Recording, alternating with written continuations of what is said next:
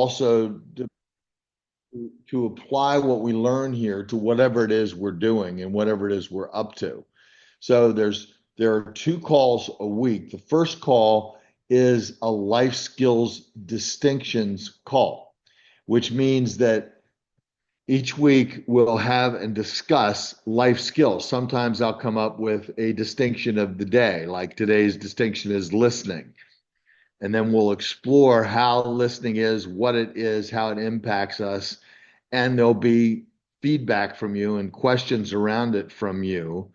Listening is the foundation of Success by Design's on training and is, if not the most important, it's right jam up tight second place in terms of any other life skill. I believe listening itself and learning about it can change the world.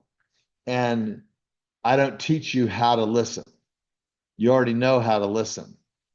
The goal of the distinction listening is understanding how we listen and how others listen to us. It really is. It's that simple, but it's more complicated than that. So we'll talk about things like that on Mondays.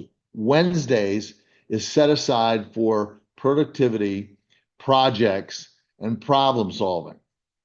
Now, that's a little wordy for what it really is, but Wednesdays are special in that you come loaded for bear. You come ready to discuss what you're up to or ask questions about it. And if you need a framework for that, the ideal framework is what's working in your life or your business, what's not working, and what's missing. Chances are the 2 most important questions out of those 3 are what's not working and what's missing. Because if it's working, other than reporting it and having an acknowledgement for it, you don't need to change anything. If it's not working, it doesn't mean something's wrong or something's bad. It means something's missing. That's my postulate anyway. So these calls are for you, and they're for you to benefit from others. They are participatory, but they're not all participatory. I'm not going to come here and look at you back and forth for an hour and nobody says anything. Okay. So I got stuff to say, but I'm more interested in hearing from you and working from that. So your participation, you're playing full out, you're coming here to learn as a coach and a student are both really, really important. So that's how we're going to begin today. Welcome everyone for coming. And probably the final thing before I start lecturing, the final thing would be the affiliate program can only grow if you do what you're doing and you did today, which is you enroll people and you bring them here or even bring a guest here. It's okay to bring someone to experience what this is and have them get a feel for why they might need it and why they'd enroll in it. And they will get that through immersion. They'll get that by seeing it. But one time, and then they become a member. So ideally, so that there that is. So enough said about that. Are there any questions before we proceed? No. Okay. So distinction today, projects, productivity, and problem solving. What's working, what's not working, and what's missing. Those of you who have taken a Success by Design course or have been with me for a while have heard me say that one of the best gifts my coach ever gave to me as a coach was he told me that it's difficult, this doesn't mean it's true, it's difficult to coach for productivity outside of a project, which means we could play coach all day and we can say motivating things and we can do things that make a difference and we can answer people's questions. But in order to really have a productive experience, you need to be able to measure what it's for. So you need to be up to something. And that's what a project really is. It's a structure or a goal that's measurable that you're operating in at the moment to get something that you're committed to. Now it's more than that, and I've got distinctions of a project. We're not going to go into them today, but I want you to think in terms of something you're doing or being, you're out to create or do in life, whether it's a business project or it's something else going on in your life where you have a measurable objective that you can speak. Like, this is what I'm up to. This is what I'm building. This is what I'm creating. This is where I want to be in 1 year. This is where the breakdowns are. This is what's not working. Get it? So generally, Wednesdays are going to be like that.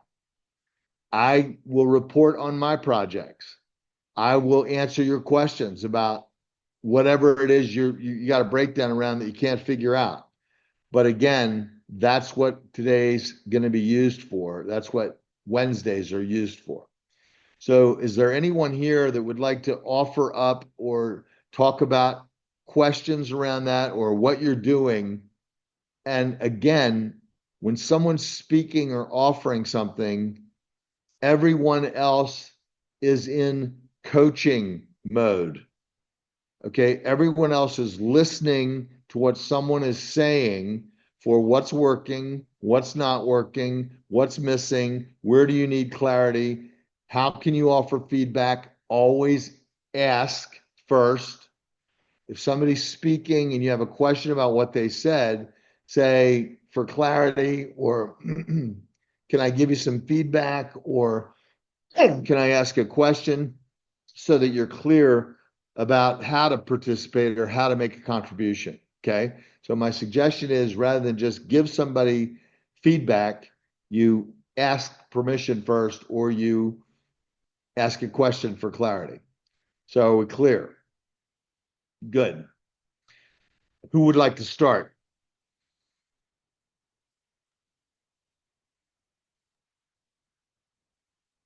Okay. Wolfgang has his hand up. Can you unmute Okay. Wolfgang? Yeah, I can unmute.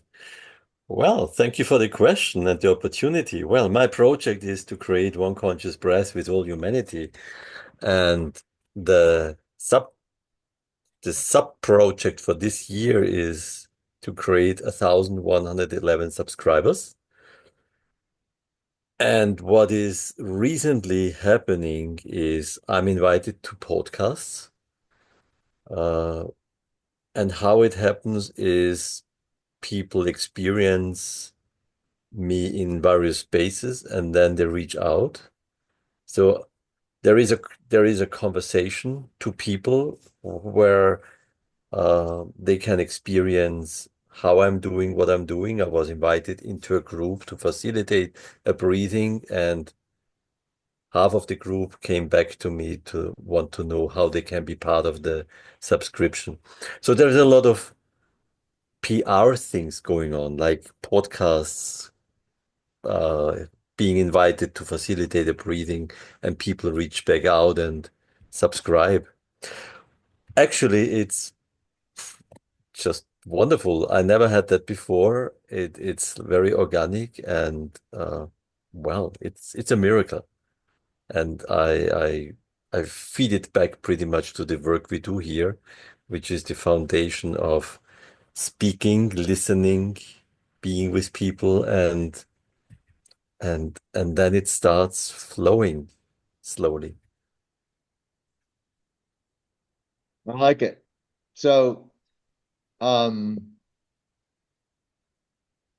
clarity and possible feedback. I get what you said opening up and clear about your project. Then I love this term you actually came up with called sub project. And the way I heard that, and correct me if I'm wrong, and I have a suggestion, it's only that. But a sub project would be what has to happen first before this happens is this. So this is what I'm working on for this year, and you're calling that a sub project. So is that a fair assessment, Wolfgang? The Yes, 1,111. Okay. So yes. so people can hear that a little bit better than sub project. I suggest possibly that it's a milestone. In other words, you need to accomplish this. This is a milestone on the way to this. So your first milestone, which is this year, your first milestone is 1,111 by this date. Yeah. And if you call it a milestone, I think people are more likely to hear it than they are a sub project. And it's just a minor suggestion. You don't have to change anything. Absolutely. That's Just the it term that just I came would. up. Actually, it's my project for this year, which Yeah. is a piece of a bigger project. Right, that's right. So we make it a milestone. You have milestones so you know how far along you are on the highway. There's this milestone that tells you you've got 15 miles left. So I refer to that, what you're calling that as a milestone. You don't have to do that, but I'm just making a suggestion. It might be a better way for people to get at it. Yes. Okay, Yes. Yes. excellent. That was great. Thank you. Thank you for asking, and thank you for listening. Thank you. Who's next?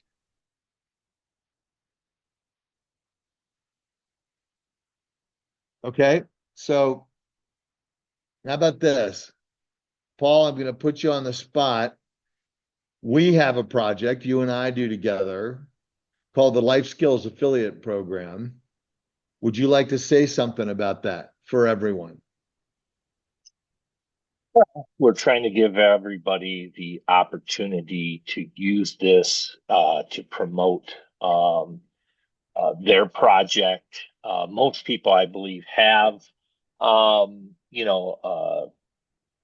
something that keeps them from having conversations with people, and that is the best form of enrolling or promoting, is to have a conversation. And that's what your success by design and training really is about.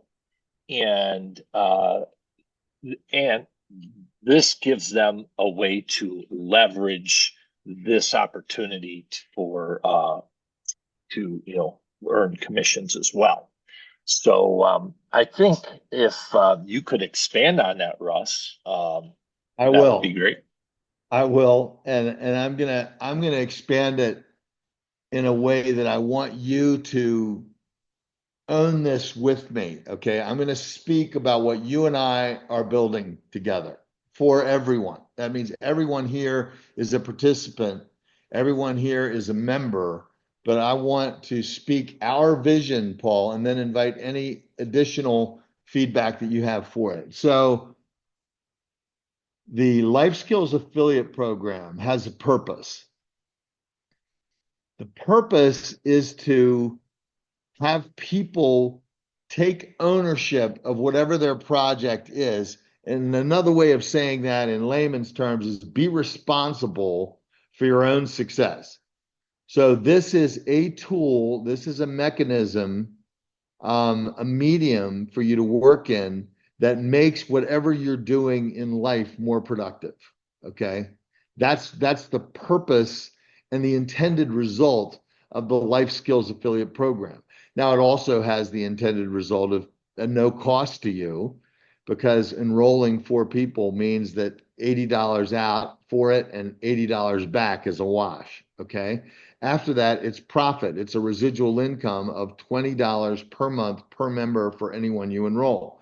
So there is a profit motive, but that's the least of all. That's the least of the motives, but it's important to think about because it does motivate people, especially if they're getting something and it's not costing them anything and it's incredibly valuable. Would you agree? So the underlying objective, however, is to get Success by Design's distinctions and work out in the world.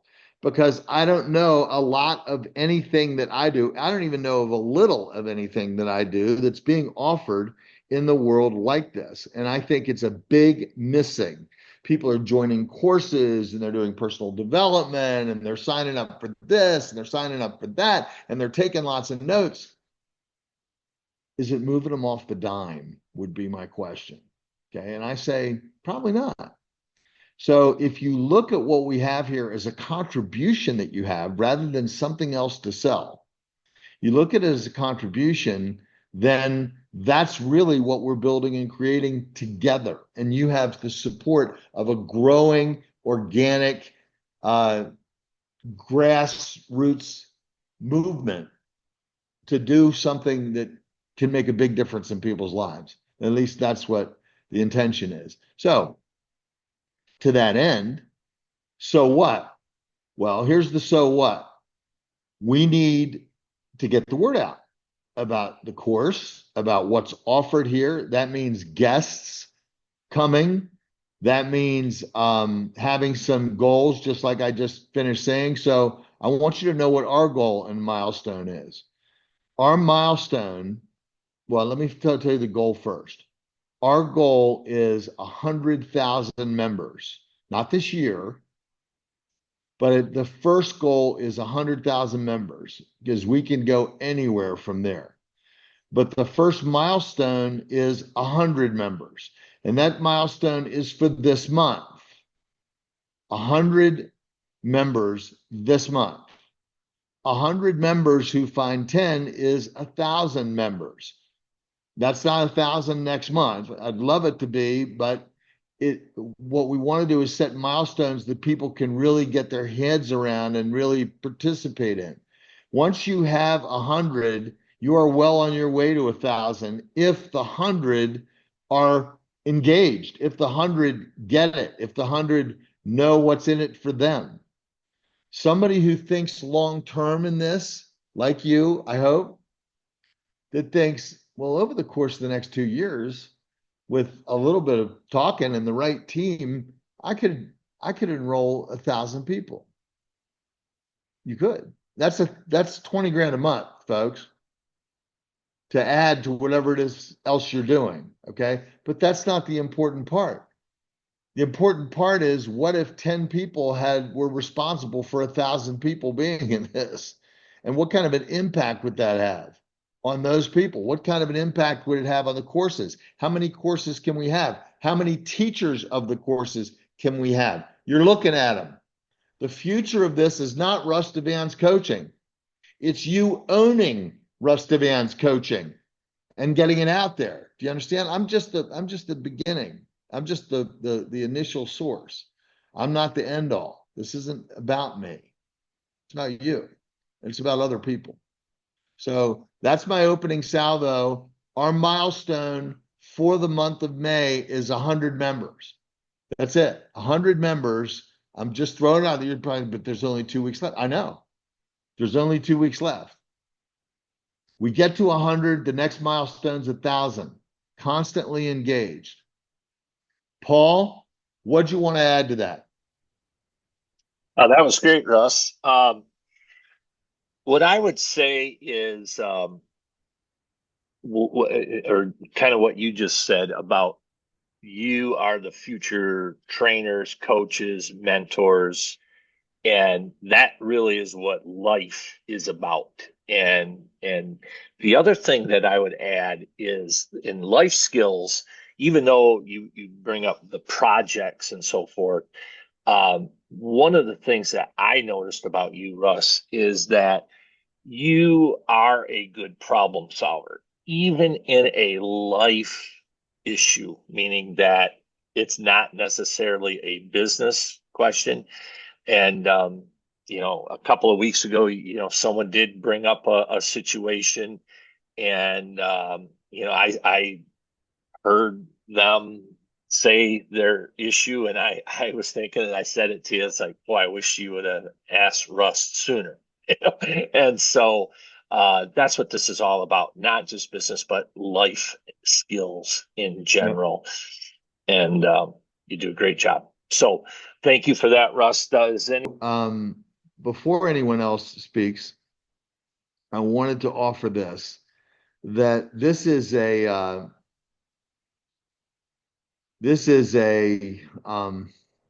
safe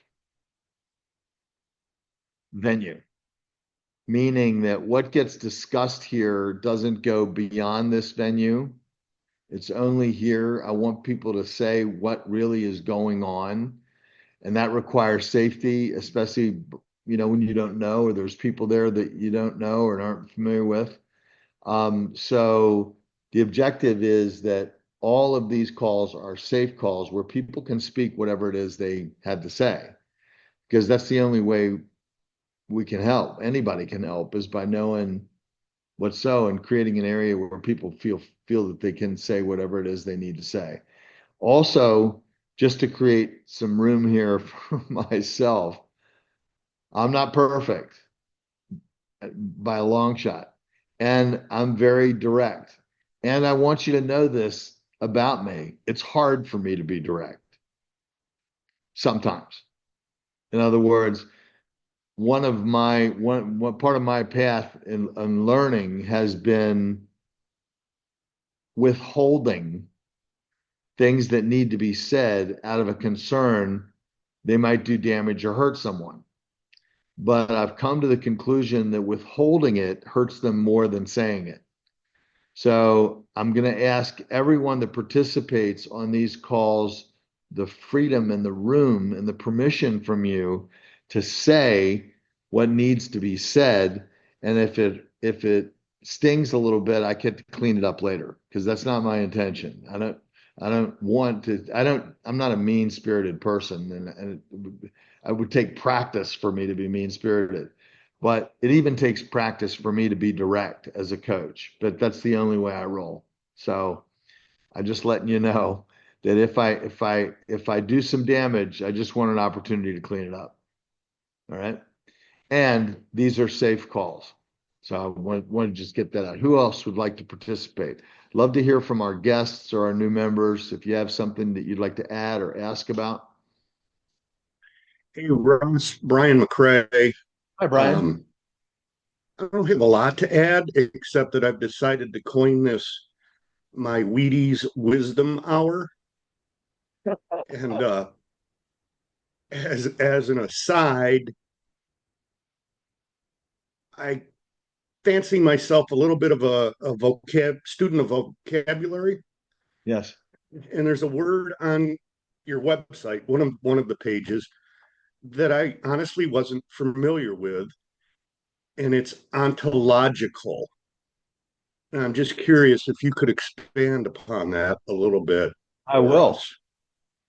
I will. So we usually are used to seeing, oh, by the way, that is a real thing.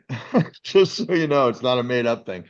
Uh, ology in Latin or Greek I did look always it up. refers to the study. Oh, you did. Okay. So, but let me explain what it means. Okay. Even though you looked it up. So it's the study of, ontology is the study of being.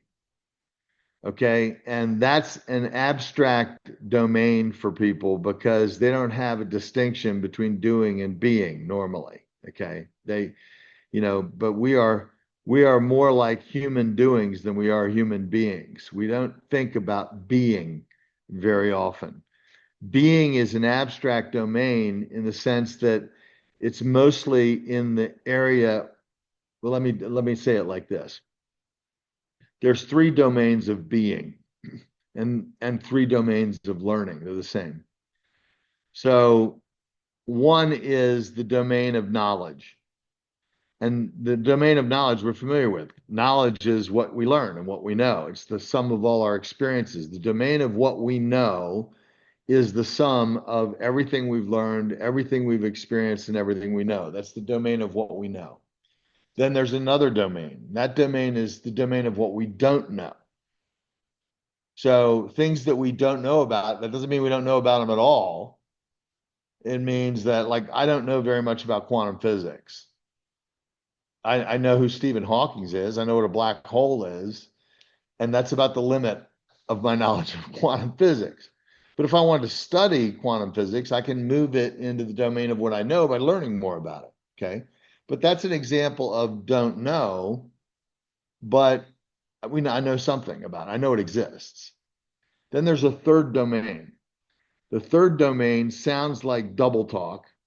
And I hear people say it all the time and they have no idea what they're saying. Like a newscaster will say it, or somebody that's bucking for political office will say it at a party. And that's the domain of what we don't know, we don't know. And people say, oh, that's what you didn't know, you didn't know. Well, no. If you don't know something, but you don't know it, it doesn't exist. It doesn't exist, at least for you. It might exist out in the world, in the universe somewhere, but it doesn't exist for you. So the domain of don't know is a domain that we are blind to. However, there is access to that domain, and we've experienced that access in our being all our lives, but we never saw it before. And it's the domain of distinctions. So distinctions are how something gets separated out from what we don't know, we don't know. For instance, let me give you some examples. You don't know what your next car is yet. But when it comes time to have a new car, you'll go looking for a car. And you'll find a car and it'll be a certain color and a certain model and a certain make and this and that, and you'll buy it. And the moment you buy it and you leave the lot, you see it everywhere. All of a sudden, that car that you hadn't really thought about starts showing up everywhere.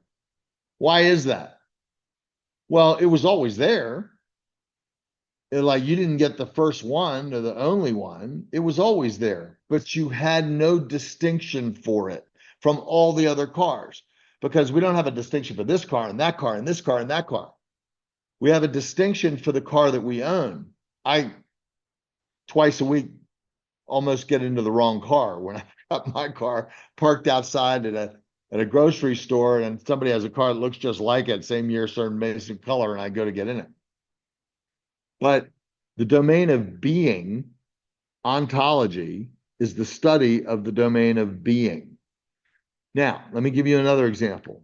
There's something you may have heard of that's a pretty famous religious cult called Scientology. Now, regardless of what you've heard about Scientology or how you feel about it, Scientology was developed by a guy named L. Ron Hubbard, who was a science fiction author, but he was also a student of ontology. And he got this idea that if he took or made up, he's a science fiction writer, if he made up that ontology could be scientific in nature and he taught ontological principles, he could call it Scientology, make it into a religion, and that's where Scientology comes from. So Scientology is the combination of what he called science and ontology. See, Scientology. And it's, I'll reserve my opinions about it, but that's another example of where ontology is actually used in common culture and people don't notice it or think about it very much. So you'll find that the distinctions, ontological distinctions, like listening. Now, if you say, hey, I teach listening, or I have a course about listening, what most people would say is, hey, I already know how to listen. Thanks anyway, right? But listening as a distinction is different from how most people hold what listening is. Listening is something they do, something that everyone does. As a matter of fact, it's something you're born with. Even if you are hearing impaired, people have it attached to hearing. Hearing is not always listening. Listening is not always hearing. Okay? And ontologically speaking, listening has different forms. There's generated listening and there's automatic always listening, which is we don't even know we're listening or how we listen. So in ontology, you begin to distinguish out different kinds of listening. One you have control over, the other you don't, because it's a function of the mind. And if it's one thing you'll learn in this work, if you're in it long enough, we have it that we control our mind. Do we? I say we don't. We can. It's possible to at times think certain things, but if you could control your mind, you could stop thinking. Try that sometime. So I say, and I believe, and I could be wrong. Remember, ontology isn't a science, it's a philosophy, which means that somebody made it up. Okay? But when it comes to the mind, it's so fascinating to think that we are not our mind. you can't cut somebody's head open and find their mind. You can find their brain, but you can't find their feelings, because feelings are a product of the mind, and we are not our mind. Now, you say, well, why is that important? Well, it plays right into everything in being, because how you're being, I define the mind like this. The mind is a slave that gives us orders. The mind only has what we give it. However, we listen to it like it's talking to us, and it's not. It's its own entity, something separate from us. You say, well, why is that important? Well, it has a lot to do with how your actions manifest, what you're capable of. The mind is an amazing thing, but it's separate from us. In my learning and in my teaching, learning about ontology, I came to the agreement that we're not our mind. And the mind is a powerful thing that we can master. There is a degree of mastery that comes with being and being in charge, which means that you understand there's a time when the mind is running the show and there's a time when you're running the show. And they both exist, they coexist. That's a really wordy philosophic response to your question, but did it move the ball any in terms of ontology? Yeah, that was more than I expected, and I really appreciate that. That was great. Okay. I'm glad you went into the detail you did. That was great. Thank you. Yeah, no, you're welcome. And Yeah, I appreciate it too, Russ, because it kind of goes into the reason for the logo of the life skills, because this is really a mental game, right? Psychology, right? And yeah, so by giving us that framework that you just did can maybe help clear up some other obstacles that will come down the road. very, very much so. And I found this. Um, Most of what's out there in terms of training and how people listen to what training, oh, well, this is a life skills course. Oh, okay, never mind. I already took the life skills course. It's like that because people immediately collapse what they already know into what they don't know. Oh, I already know that. I already heard that. I've already been there.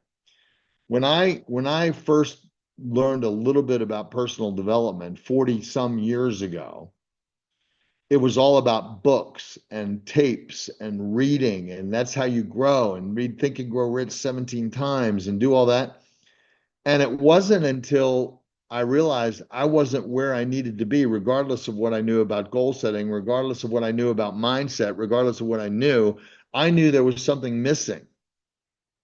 And a friend of mine told me about a course called Leadership, Productivity, and Service, which was offered by a group called the World Institute for Life Planning, which was run by two partners, one of whom is deceased, the other who I haven't spoken to in many years, but she's a wonderful woman, a Black woman who was an expert in listening. And they created this course that was about ontological distinctions. I had a project in that course. In order to graduate from that course, which was a year-long course, you needed to complete a project, design and complete a project goal. So I didn't even know what a project was until I learned the parameters of a project, engaged in this course, traveled on weekends, engaged every day in a daily call. We had 24 of those a month, and go through this course. And at the end of it, my income increased from $40,000 the year before to $180,000. Okay, in 1 year, because it was about productivity for me. And after that course, I took what I had learned and I applied it to dilemmas that people encounter in the network marketing space. I thought, If I could take these principles and apply them to what's not working in network marketing for people and what's missing in network marketing for people, I could have a business. I could have a company called Success by Design. And that's exactly what I did. And that's how I got here. And I'm still learning. And I believe that we can create that same experience for you and thousands of others, only today's technology allows us to go at it a completely different way. Everybody doesn't have to pay $3,000 like I did for this course for just 1 year and do a lot of personal travel and have a lot of personal expense attached to it. That I can teach and provide for you what I've learned, not only during that course 35 years ago, but since then, by utilizing and applying these principles. And this is what you're attracting people to, something they don't know, something they don't know they don't know. And the only way they'll get a feeling for it is experience. The one way I like to distinguish this type of learning from other types of learning, which are knowledge based, they're in the domain of learning more knowledge, taking notes, memorizing what to say. This is an experiential technology. This is experiential teaching, experiential in nature. It's not about learning more stuff or remembering stuff. Now, I even challenge people. I say, look, you can take notes if you want to. I know we're thrown to. If we write it down, we'll remember it. But I invite people not to take notes. Instead, to come and be here and listen, but be present. Because you will not hear something significant that you will forget. Ever. You won't. Even if you don't write it down. And even if you only take one thing away, do you know how cumulative that can be, beneficial cumulatively for you? So you don't have to take notes here. You don't have to record it. You will remember every significant thing. And by all means, take notes. It's not like you're not allowed to take notes. No, it's not like that. It's more like trust in your listening. Pay attention. Be here. And you won't always be here. You'll float away thinking, did I remember to turn off the stove? That's going to happen. It happens to you in life. But the moment you notice it is the moment that you can become present again. So don't think I'm going to come and I'm going to be present for an hour. No, you won't. No, something will happen over here, or you'll think of something other, or I'll get boring and you'll check out. That happens, but you can return. And that's how you learn listening. My coach used to say the only way you're actively generating listening is when you catch yourself not. Is when you catch yourself not listening or listening to your automatic listening. Example. I like what you said there, Russ. I agree with it. Okay, that's one type of listening. That's agree, disagree, but that's automatic listening. Agree, disagree. Okay, you're right, you're wrong. Tell me something new. God, Russ, Dan, the last time we had this, you said the same thing. I heard that the last time you were talking. Tell me something new. I already got that one. Automatic listening. Generated listening is listening like you're a blank piece of paper somebody's writing on. Okay. And you keep returning. You have to keep returning to it because the mind will take you away from it. The mind isn't really interested in what Russ is saying. It's got its own ideas of what's important. So anyway, enough of me again. Hi, Renata. How'd you sneak in here? Good to see you. So that was fantastic. I mean, your participation is great this morning. Anyone else? Katie, I would love to hear from you. You look so attentive.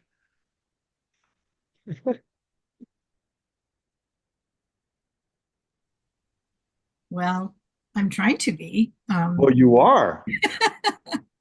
I actually, I just sort of jumped in here because I feel like I want direction in my life and I have a lot of irons in the fire, so to speak. and I haven't been able to accomplish things. So I need direction. I'm working on that. I know Paul and Randy. No, I've learned a lot in the few times I've listened to you, and um, I'm just looking for direction and set goals. And this is one of my life skills I need to learn. So thank you for allowing me to be here. I'm so glad. I'm so glad you chose to be here. And everybody, Katie, I want to acknowledge you. I'm briefly because I don't want to embarrass you.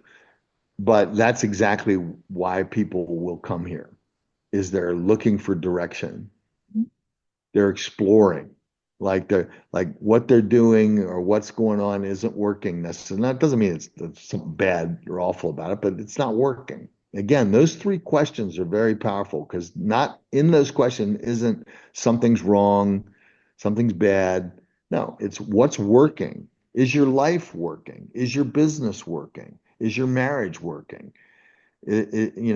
What's working? What's not working? And if something's not working, it still doesn't mean something's wrong or something's bad. It just might mean that something's missing. And this work can be what's missing because it's interrogative in nature. It's about questions. It's about looking. It's about exploring. It's about being open to. It's about listening.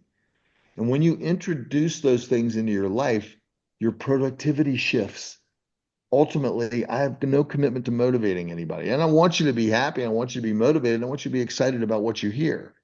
But that's not the intended result. The intended result is result. The intended result is productivity in your life. Ultimately, the ultimate goal is living a life of no regrets. I love that expression. But that is the ultimate goal, is living a life of no regrets. Can we accomplish that? I don't know, but that's the fence I'm swinging for. Thank you, Katie. Thank you. Who else? Yes.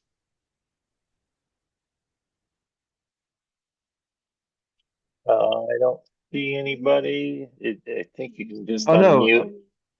They want it was Dan. Dan raised his hand. He raised Dan. his physical hand.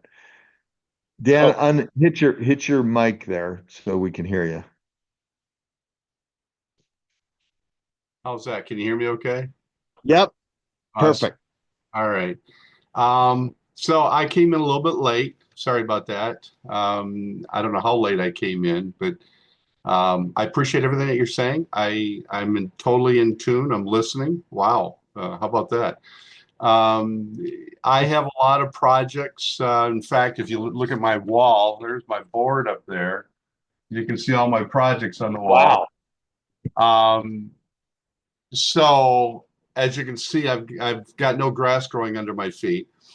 One of the value things that I see here, and I can probably just throw this out to everybody, that I liked when you started this meeting about milestones. And I think that if I'm reading between the lines or listening between the lines, I think that one of the things that I'm taking away today is that it's not just if I look at my board, I say, okay, this is where each one of my projects is on the wall. Okay, this is where I want to end up over here, right? What's missing are the milestones, all right, the little steps, right? And so I'm kind of rethinking a few things just from today and saying, how can I maybe set up some smaller milestones that I could reach over the next month, right? Because I think that's sometimes I was listening to what Katie was saying. You know, you get overwhelmed, right? You get overwhelmed with, it's not just that. We got family, we got kids, we got grandkids, we got family functions. All of those things are part of life, right? And so now then we have our income in our projects and we have to make a living, right? And so when we put that all together in a pot, it can get pretty overwhelming. And and so how do we separate those things out and say, okay, what I need to do is set up maybe some manageable, achievable milestones that I can just, that helps me to stay focused, right? And so that's my takeaway today from your meeting is I think it's pretty powerful. Because I'm looking at your screen here and I see everybody sitting here and everybody's tuned in, everybody's listening to a degree. But would it be nice if everybody said, okay, now what's my milestone for next month, right? Rush, you put it out there. Your milestone is I want 100 people before the end of this month. But what about everybody else? What is everybody else's milestone? It's not 100 people. Maybe I need to hit. I have to have so many people involved in my business by the end of June, right? So, anyways, milestone. This is great, Dan. This is absolutely great. I want you to complete your thought. Then I have something to say about it that I think is going to make everybody happy. So I'll just wrap it up this way, is that's my takeaway today, and I really like that because it's a very useful tool if we know how to apply it correctly, and that's something that I'll have to figure out for me. But for the other Paul on here, on the bottom, I'm just going to give you a little window here. On the bottom, there's no place to raise your hand. If I put my cursor down here, at least for me on my toolbar, there's no. It says chat and but there's no. Is there a heart? Is there a heart next to the chat? Yeah. There's a heart that says react. Click on that. Yeah. If you click on the heart, what happens? And then there's the raise hand in there. Okay, it's kind of hidden in there. Okay, I see. No, it is. There's no raise hand button. It's on that reaction button. Typically I go down there, where's the raise hand, right? So it should just jump right out at you. But maybe that's what you have to do, to tell people just when they're coming on. What you just did with me is just. I say raise your hand. This is how you do it. You're absolutely right. Okay. Yeah, we're looking for a new platform, but that's another conversation. We got one coming out soon. Which is going to be unbelievable. I can't wait. So we'll talk more about that later. But so I just love what you're doing here. I like it. Would it be inappropriate to just go around real quick and just say, hey, where's everybody from? No, well, it wouldn't be inappropriate. And my request is we don't have time to do that. Right, we're at the top of the hour. There is something to say. I'm committed to keeping these calls on time for everybody in respect of everybody's time. However, I'm going to ask for some grace of 5 minutes to complete this today because something you brought up and something else I wanted to say. So let's do it like this. First of all, it's okay if you're late. My coach used to say nobody's ever just late. It doesn't matter why you're late. And it's all right that you're late. And I request that you do everything in your power to be on time. Okay. And it's okay if you're late. And I want you to get used to something. If you want to say something about being late, come on and say, I'm just late. That's all you have to say. It doesn't matter why. Get used to saying, I'm just late. And there's no need, you don't have to apologize. I'm just late. That's for you, not for me. I don't care.